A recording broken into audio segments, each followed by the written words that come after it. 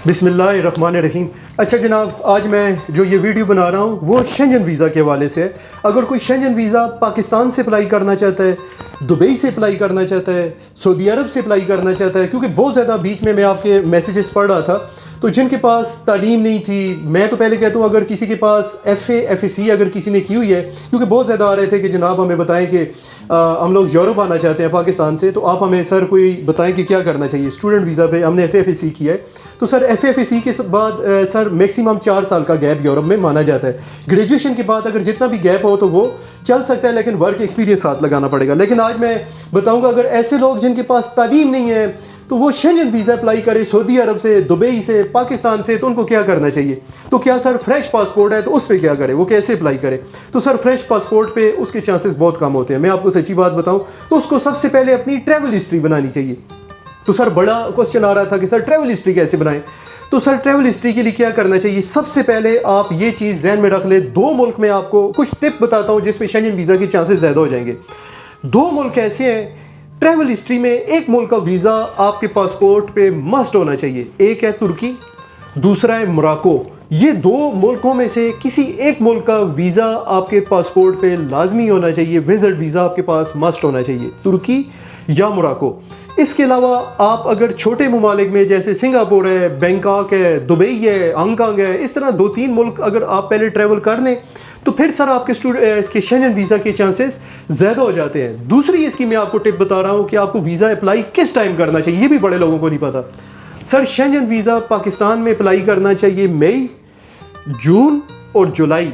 ये 3 महीने Shenzhen visa ज़्यादा लगता है। मई, जून, जुलाई बड़े मेरे ये 3 महीने आपके चांसेस ज़्यादा होते हैं। मसलन अगर 2000 वीज़ा का अगर कोटा है तो ये 3 महीने में आपको 1500 वीज़े इसमें मिलेंगे, मई, जून, जुलाई, क्योंकि ये एक टूरिस्ट टाइम शुरू हो जाता है तो इसमें वीज़े बड़े लगते हैं। मई, जून, जुलाई 3 महीनों में आपको अप्लाई इन 3 महीनों में मस्ट करना चाहिए, इन 3 महीनों में, क्योंकि इसमें चांसेस ज़रा ज़्यादा होते हैं। मिसाल देता हूँ, 2000 अगर शेंजन वीज़ा लगता है तो 1500 वीज़े इन 3 महीनों में वो देंगे आपको।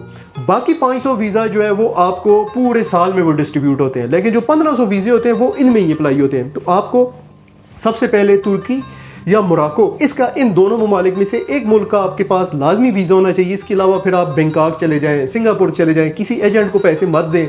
आप जो भी काम करना है आप खुद अप्लाई करें। गाइडेंस कोई चाहिए, मैं इंशाल्लाह पूरी कोशिश कर रहा हूँ कि आप लोगों को गाइड कर सकूँ। मैं पैसों के लिए वैसे भी काम नहीं करता, सबको पता है। अब ये बात कहना भी अब ज़रा सा टाइम आया, मैं समझता हूँ अब इसको। तो आप खुद अप्लाई करें। मैं चाहता हूँ आप लोगों की अल्लाह मेरी किसी मालूमात से किसी इंसान, किसी एक की भी ज़िंदगी बदलती है तो मैं समझूंगा ये मेरी बड़ी खुशकिस्मती होगी।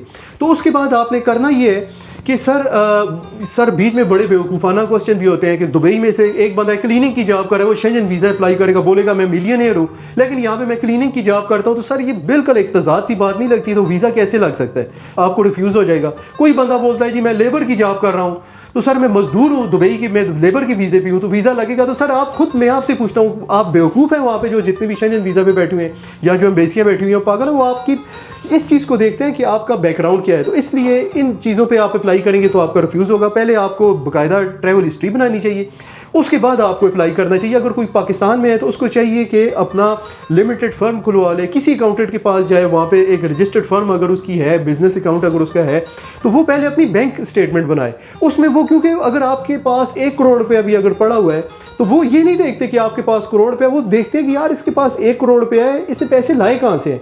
वो 1 करोड़ रुपया एम्बेसी को तो आप नहीं दे रहे, या वो सिर्फ ये चेक कर रहे होते हैं कि यार ये वापस आएगा, इसकी क्या गारंटी है। ये इस चीज़ को वो ज़्यादा चेक कर रहे होते हैं। तो बिजनेस में आपके पास बैंक स्टेटमेंट पे मैंने सेपरेट वीडियो बनाई थी कि आपके पास कम से कम 30%, मिसाल देता हूँ, आपको 1 लाख रुपया आ रहा है तो उसमें से 60,000 आप खर्च कर रहे हैं तो 40,000 रुपये आपके पास बचत होनी चाहिए। हम लोग क्या करते हैं, लाख आ रहा है तो 50 करोड़ की, यानी वो बोलते हैं कि पैसे आए कहाँ से हैं। वो सीधी बात है, ये तो वीज़े के लिए कर रहा है। तो वो इस तरीके से आपने पूरी प्लानिंग के साथ काम करना है। जो भी काम करते हो लीगलाइज तरीके से अप्लाई करो।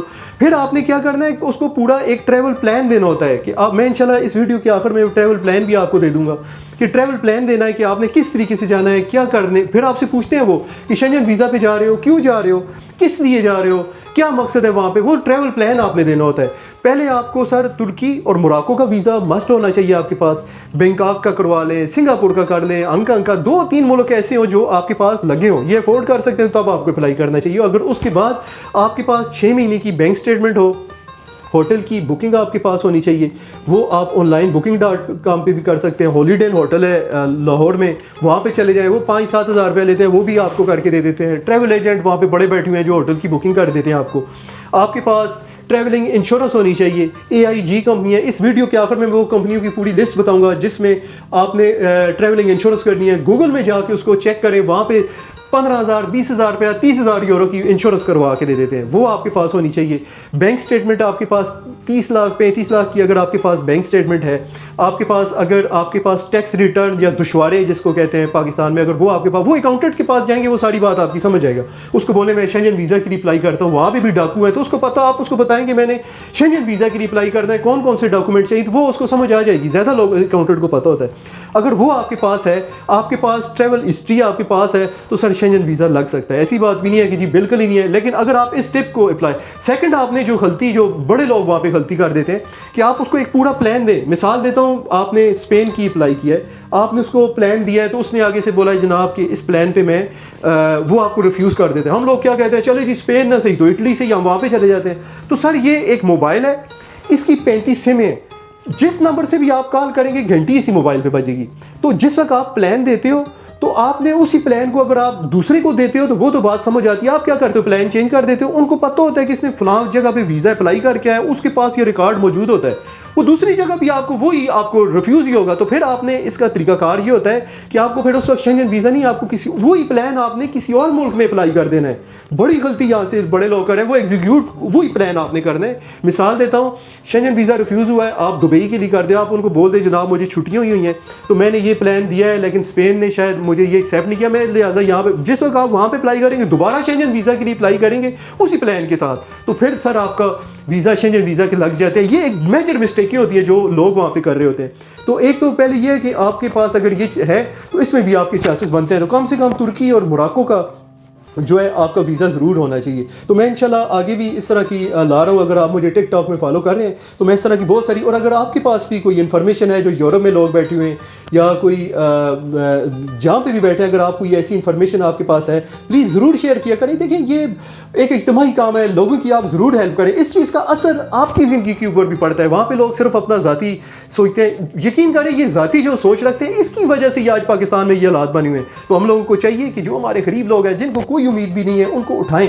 इसके ऊपर मैंने पाकिस्तान के ऊपर भी प्लान बनाया, लेकिन बदकिस्मती के साथ हमारी कौम बहुत खुदगर्ज है और इसका नुकसान आपको आगे जाके होगा। इज्तिमाई सोच इतनी ज़रूरी है क्योंकि हमारी सोसाइटी नीचे जा रही है। तो हमें अपने स्टूडेंट्स को, बच्चों को, गरीब लोगों को, सारों की हेल्प करनी चाहिए। अपनी ज़ात को भी बनाओ, साथ औरों का भी फ़ायदा सोचो। सिर्फ खुद गर्ज रहोगे तो अच्छा जनाब, ये जो कंपनियाँ हैं जिसमें आपने ट्रैवलिंग इंश्योरेंस करवानी है, तो इसमें आप देख सकते हैं UBL है, इसके अलावा एडमेजी इंश्योरेंस है, जुबली इंश्योरेंस है, जर्नल इंश्योरेंस है। जो पाकिस्तान में इंश्योरेंस कंपनी आप 30,000 यूरो की आप यहाँ पे आप नेट में जाके गूगल में करेंगे, पूरा इसको आप स्टॉप करके देख सकते हैं। इसमें मैंने पूरा प्लान लिखा हुआ है, होटल की बुकिंग सारा कुछ इसमें है, आप इसको स्टॉप करके पढ़ लें। और उसके बाद जो है ये मोरक्को, तुर्की, ये इन दोनों ममालिक में से किसी एक मुल्क का वीज़ा आपके पास मस्ट होना चाहिए। ये आपने जो ट्रैवलिंग हिस्ट्री बनानी है इसमें थाईलैंड, बैंकॉक, ये सिंगापुर, दुबई, ये, लेकिन मोरक्को और तुर्की एक का वीज़ा मस्ट। और लास्ट में ये ट्रैवल प्लान है कि आपने किस तरीके से ट्रैवल करना है, ये मैंने एज अ सैम्पल के तौर पे लगाया। जैसे आप स्पेन में जाते हैं तो ट्रैवल प्लान क्या है, तो आप इसको आराम से, ये जितनी भी वीडियो के लास्ट में जो पैराग्राफ है इसको आपने स्टॉप कर लेना है, ये पढ़ लेना है, ताकि आपने ट्रैवल प्लान उसको देना होगा तो ये आपके पास मौजूद होना चाहिए। इसको चेंजिंग भी कर सकते हैं। तो ये आप ट्रैवल प्लान आप वीडियो स्टॉप करके इसको रीड कर सकते हैं।